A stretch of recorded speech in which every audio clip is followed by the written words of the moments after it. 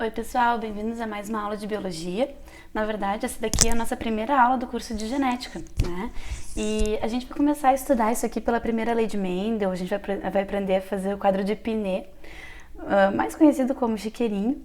Depois, na próxima aula, a gente vai avançar para o chiqueirão, né? Que é a segunda lei de Mendel. E a gente vai depois estudar as exceções às leis de Mendel, né?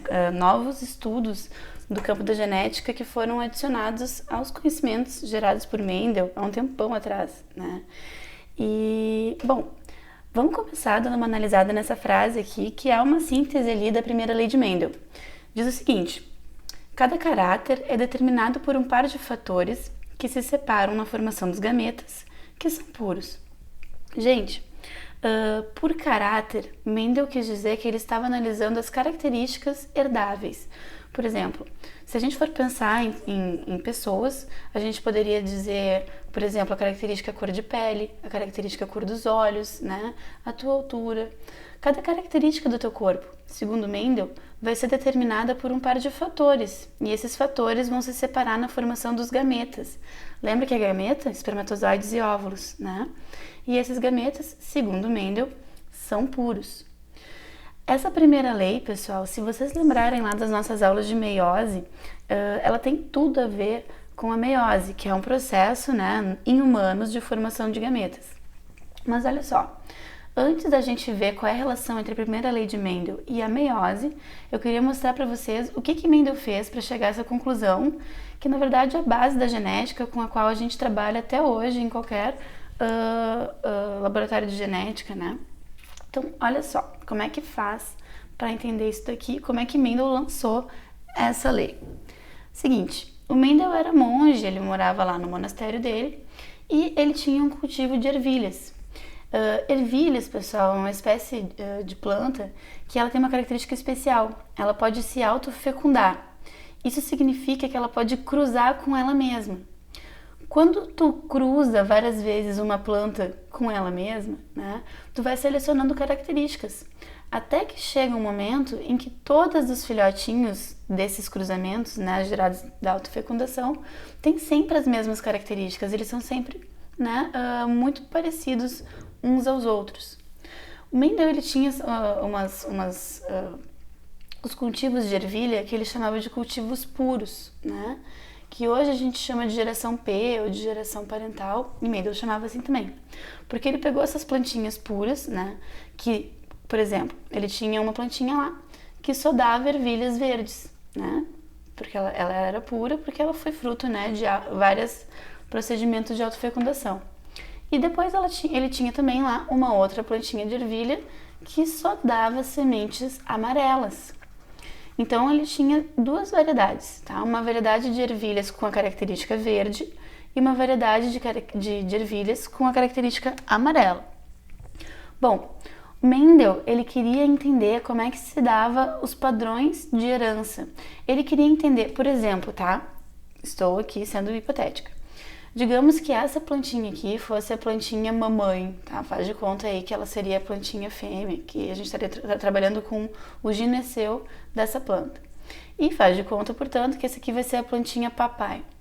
O Mendel, ele queria entender se as características, né, dos filhos, eles são herdados obrigatoriamente da mãe ou do pai. Ele queria entender se existe uma característica que se manifesta mais em relação à outra ou não. Para conseguir entender como é que se dá os mecanismos de herança dessas características, né, o Mendel, ele efetuou o cruzamento entre essa geração pura. Quando ele efetuou o cruzamento entre ervilhas verdes puras e amarelas puras, ele tinha várias possibilidades. O que será que eu vou obter na minha família 1? Será que eu vou obter uma ervilha misturadinha, verde com amarelo? Será que eu vou obter uma ervilha só verde, uma ervilha só amarelo? Qual não foi a surpresa do Mendel quando ele fez esse cruzamento aqui várias vezes, pessoal? Várias vezes. E assim, ó, 100% dos filhotinhos dessa geração parental eram amarelos. 100%. Bah, ele ficou meio de cara, assim, porque 100% é um número muito alto e ele fez esse cruzamento aqui várias vezes. Ele falou, meu Deus, mas como é que pode? eu tô fazendo o cruzamento de uma ervilha verde com uma ervilha amarela. Essa plantinha aqui, ela não existiria não fosse essa mamãe verde. Será que, né, ele queria entender, será que a característica amarela é uma herança paterna apenas, né? E ele, não pode ser. Com certeza, essa plantinha neném aqui, ela deve ter um fator verde dentro dela que não está conseguindo se manifestar. Para provar isso, eu vou fazer autofecundação de F1. Se eu fizer autofecundação de F1 e aparecer só características amarelas, é uma possibilidade. Se eu fizer autofecundação de F1 e aparecer, sei lá, ervilhas amarelas e verdes, bom, isso significa que o fator verde realmente está guardadinho dentro dessa plantinha neném, né? E é o que eu vou fazer. Ele fez essa autofecundação diversas vezes, pessoal. E aí ele teve uma família 2. Essa família 2, tá? Ela sempre aparecia na mesma proporção de sementes. Para cada 3 filhotinhos amarelos que ele obtinha nos cruzamentos, uma era verde.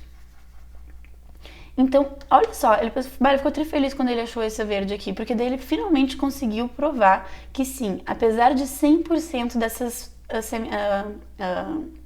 sementinhas, né, de ervilha da geração F1 serem amarelas, elas realmente estavam com a característica materna dentro delas. O que ele conseguiu inferir a partir daí? Que as características, né, aqui no caso a característica que ele estava analisando era a cor da semente, elas são dadas, né, para o organismo por um par de fatores. Ou seja, essa ervilha aqui, para nascer, ela precisou de um fator da mãe e um fator do pai. E o fator do pai, nesse caso, foi dominante em relação ao fator da mãe. Opa, dominante, tenho certeza que vocês já ouviram essa palavra em algum lugar. Palavra dominante. E a outra é a palavra recessivo, né? O que significa, o que diabos significa dizer que uma característica é dominante em relação à outra? Significa dizer que ela se manifesta preferencialmente em relação a outra característica. Nesse caso aqui, a característica dominante foi a amarela, porque para formar essa plantinha da geração F1, eu usei um fator materno e um fator paterno, só que quem se manifestou foi o fator paterno, que codificava a produção do pigmento amarelo. Ou seja, para Mendel, a cor amarela era dominante em relação à cor verde, que é, portanto, recessivo, né? E isso se verificou de novo na geração F2, porque quando ele fez autofecundação dessas plantinhas aqui, ele obteve mais plantas amarelas do que verdes. Então, realmente, o fator amarelo é dominante em relação ao fator verde. E isso não tem a ver, nesse caso específico aqui, com se a herança ela é paterna ou materna, porque depois ele efetuou esse cruzamento aqui várias vezes, né? Daí com ervilhas papais verde e ervilhas mamães amarelos, e ele obteve sempre os mesmos resultados. Então ele viu que, bom, essas características, elas sempre são assim mesmo. O amarelo ele vai ser dominante em relação ao verde, independente se for a mãe ou o pai que está mandando esse fator, né? Com base nisso, ele escreveu aquela primeira lei que a gente leu, né, no início da aula. Cada característica é determinada por um par de fatores que se separam na formação dos gametas, que são puros. Como assim, Andressa? Como assim? Bom, vamos trazer esses conhecimentos para os dias de hoje e empurrar isso aqui um pouquinho para nossas aulinhas de meiose que a gente conseguiu ver lá na citologia.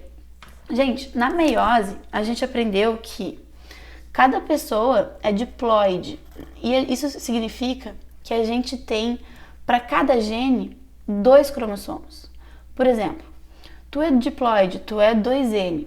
Isso significa que para te formarem, um espermatozoide encontrou um óvulo, que são células haploides. Na verdade, são gametas, né? Exatamente o que o Mendel estava falando lá em cima. Esses gametas haploides, quando unidos, dão origem a um zigoto, que é diploide, tá? O que vai acontecer aqui? O zigoto vai ser tu, no caso. Digamos que, sei lá, eu estou analisando uma determinada característica, por exemplo, o albinismo, tá?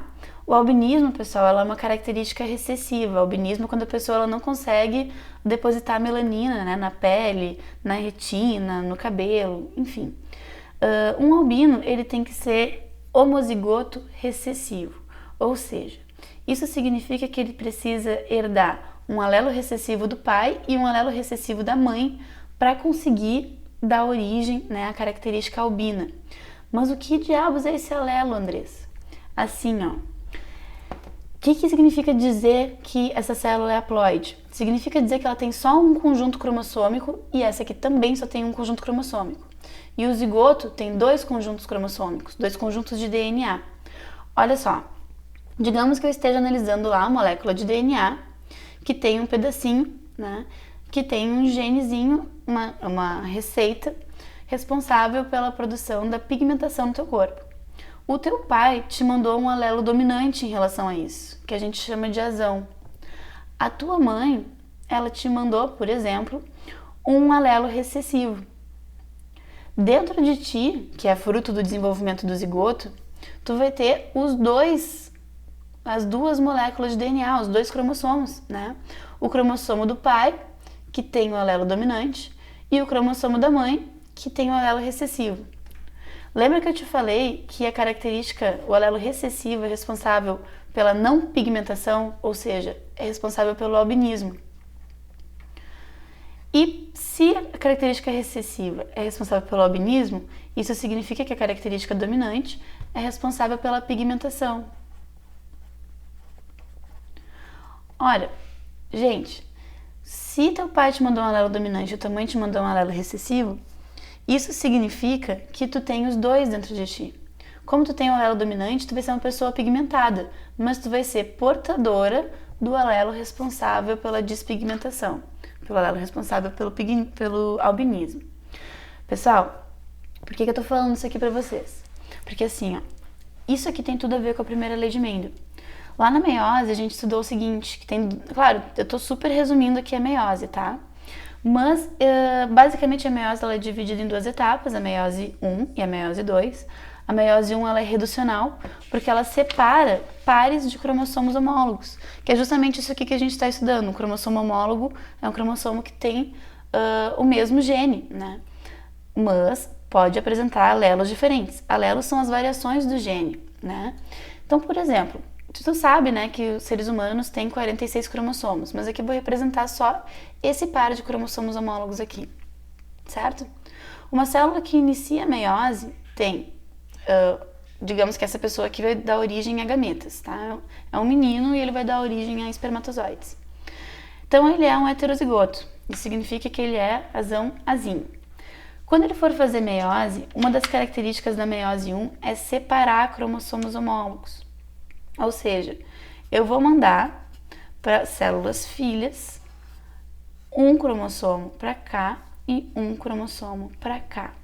A gente sabe, né, que aqui eu tô super resumindo a meiose, tá, pessoal? Vocês sabem que ela tem 2 etapas. Na meiose 1, a gente separa os cromossomos homólogos, na meiose 2, a gente separa as cromátides irmãs. Mas, basicamente, uma pessoa heterozigota pode formar 2 tipos de gameta. Ou um gameta que herde o cromossomo dominante, né, que tem o alelo azão, ou um espermatozoide que herde o alelo recessivo azinho. Essas são as possibilidades de gameta para essa pessoa heterozigota. Digamos que esse guri aqui, ele arranje uma namorada que seja albina. Isso significa que a menina, ela é homozigota recessiva, ela é azinho-azinho. Quando ela for formar os óvulos dela, ela só vai ter 2 possibilidades de óvulo. Ou ela vai fazer um óvulo que herde o cromossomo azinho, ou ela vai fazer um óvulo que herde o cromossomo azinho. Na verdade, é apenas uma possibilidade de óvulo, certo? Isso significa que quando esses dois aqui forem ter um filho, ou esse espermatozoide encontra esse óvulo, né? Ou esse espermatozoide encontra esse óvulo. A gente coloca isso nos cruzamentos numa coisinha que a gente chama de quadro de Pinet, mais conhecido como chiqueirinho. O que é esse quadro de Pinet?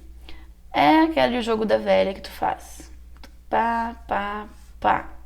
Tu pega o primeiro quadrante aqui, ó, e divide em gametas femininos e masculinos. Não tem ordem, tá? Pode fazer do jeito que tu quiser. Gametas femininos que essa guria aqui conseguiu produzir. Ela só conseguiu produzir um tipo de gameta, que é o recessivo. Ela só conseguiu produzir óvulos azinhos lá na meiose. E o menino, ele conseguiu produzir 2 tipos de espermatozoides. Um espermatozoide que carrega o alelo dominante e um espermatozoide que carrega o alelo recessivo. Pessoal, aqui a gente vai ter as possibilidades de neném. Quer ver, ó? Se esse espermatozoide encontra esse óvulo, eu vou ter um neném heterozigoto. Olha só, esse neném ele herdou um azão. Isso significa que ele vai ser pigmentado. Lembra que o azão codificava a pigmentação?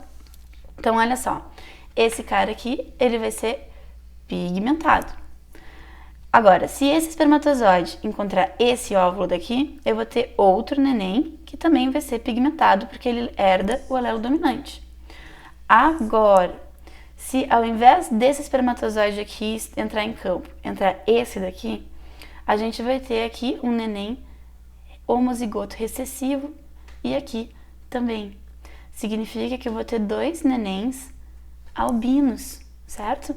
Então, nesse cruzamento específico que eu inventei aqui para vocês, a gente vai ter uma proporção de 2 nenéns pigmentados para 2 nenéns despigmentados. Ou seja, simplificando isso aqui, a gente poderia dizer que a gente vai ter uma proporção de 1 neném que vai ser pigmentado para 1 neném albino.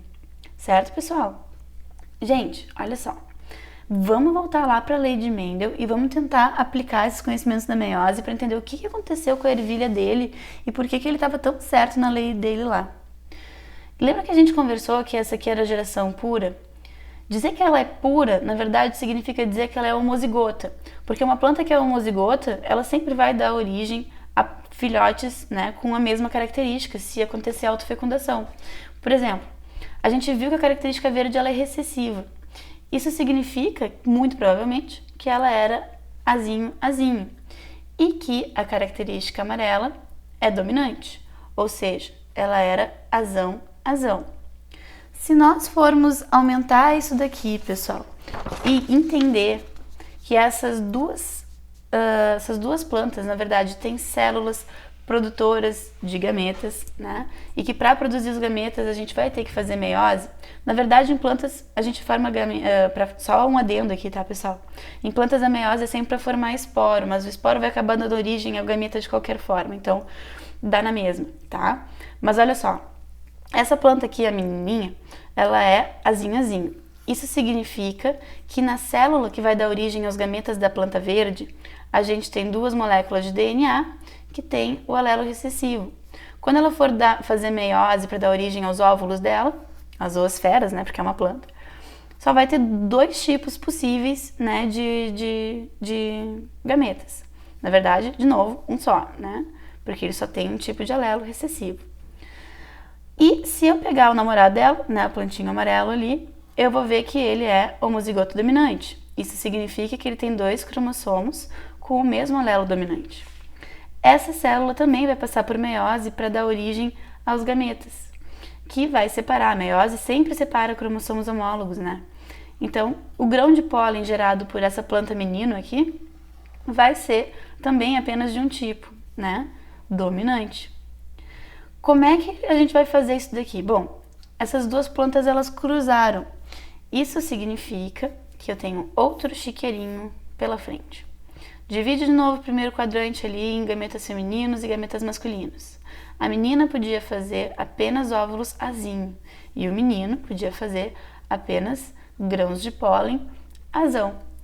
Olha só, neném número 1, azão. Neném número 2, azão. Neném número 3, azão. Neném número 4, azão. Quer dizer, das 4 possibilidades que existem de nenéns, as 4, né, os 4 nenéns são amarelos. Isso aqui dá né? Na verdade, a gente pode dizer que já dá 100% das tuas possibilidades de tu ter plantas amarelas, porque a gente viu que o azão era dominante, amarelas, tá? Então, foi exatamente o que Mendel obteve ali na geração F1 dele, né? Então, continua acompanhando comigo aqui a lógica da coisa. Essa planta daqui, a gente descobriu já como é que ela era geneticamente, né? Só tem uma possibilidade de genótipo, né, para essa planta da geração F1.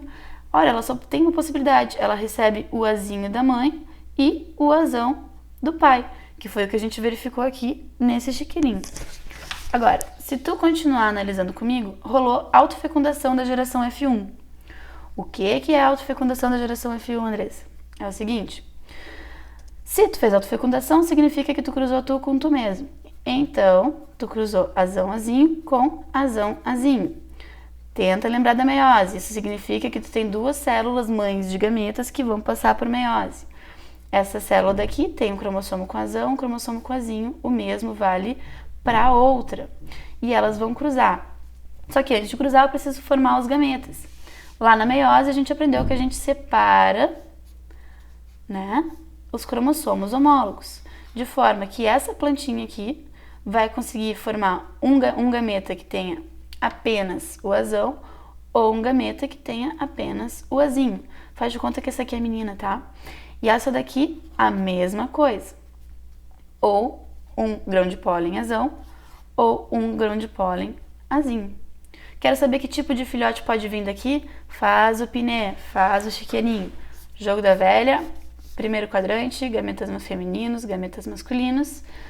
A menina a gente viu que podia fazer ou, né, aqui, pessoal, um gameta, né, uma oosfera que portasse o cromossomo com alelo dominante, ou um gameta com o alelo recessivo.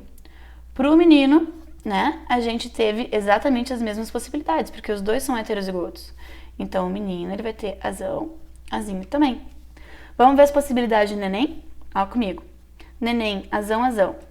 Olha, esse neném aqui, ele é homozigoto dominante. Como A codifica a cor amarela, isso significa que esse carinha daqui vai ser amarelo.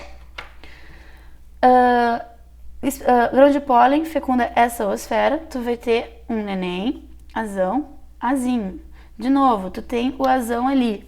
Esse azão, pessoal, vai deixar a planta amarela. De novo, esse grão de pólen aqui encontra essa oosfera, vai dar um neném heterozigoto de novo, e de novo a gente vai ter uma plantinha amarela.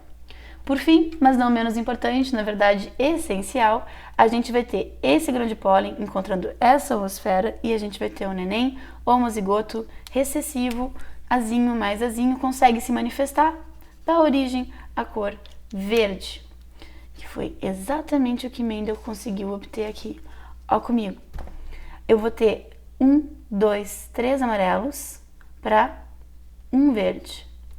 Em outros termos, eu poderia dizer assim, ó, cada quadrante representa 25% das minhas possibilidades, porque eu tenho 4 possibilidades de neném, né? Ou seja, 25% mais 25% mais 25% mais 25% igual a 100%, certo? De 100% das minhas possibilidades, 75% das ervilhas são amarelas e apenas 25% delas são verdes. Ainda eu poderia escrever isso de uma outra forma, né? Quando a gente usa fração, em questão de vestibular, gosta muito de colocar essas continhas na forma de fração, faz o seguinte, coloca lá o tracinho, embaixo do tracinho, aqui no denominador, tu coloca o número total de possibilidades que existem para cruzamentos, né, para nenéns. Tu tem aqui 1, 2, 3, 4 possibilidades de neném, é isso que tu põe aqui. Depois aqui em cima, tu coloca o que tu deseja, né? Por exemplo, eu quero saber qual é a possibilidade desse cruzamento aqui dar origem a plantinhas amarelas.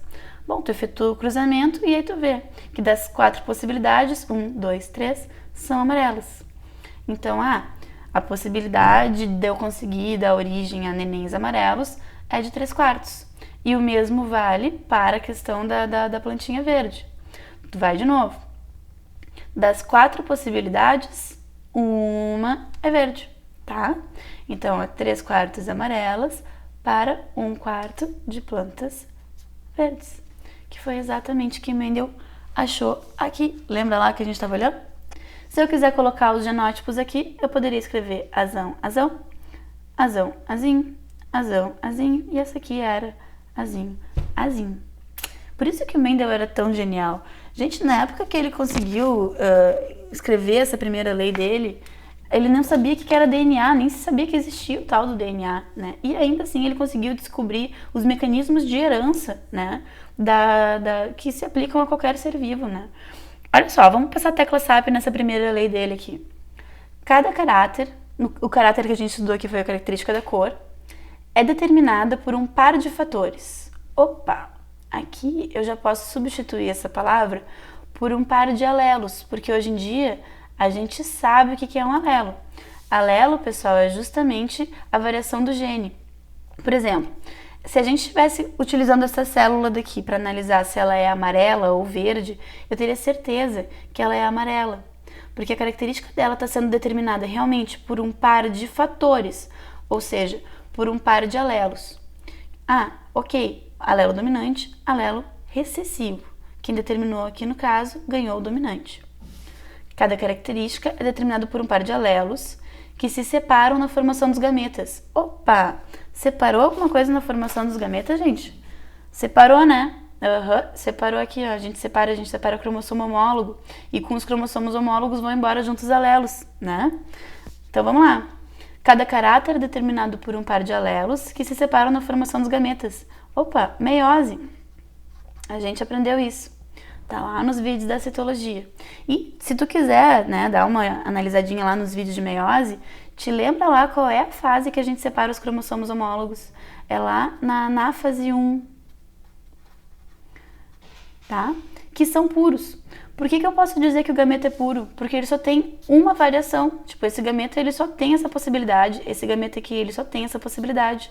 Por isso que esse gameta é puro. Certo, pessoal? Então, essa é a primeira lei de Mendel